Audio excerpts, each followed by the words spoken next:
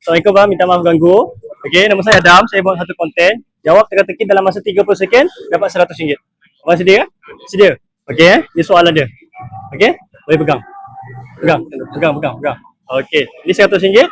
30 seken bermula sekarang. Faham soalan? Berapakah nombor dalam petak kereta itu?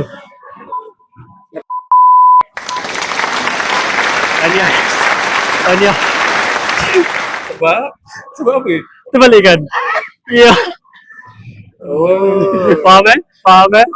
Okey dah, rezeki untuk abang. Sebab orang yang kedua abang dapat jawab. Orang yang kedua.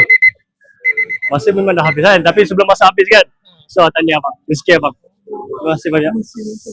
Saya happy, sangat happy. Orang ingat saya kecam. Saya sangat happy.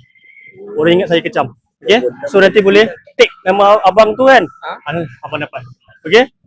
Boleh? Saya suka orang menang. Okay bang, terima kasih banyak. Sorry ganggu rezeki abang. Okay korang? Siapa yang tahu jawapan boleh komen dekat bawah. Okay?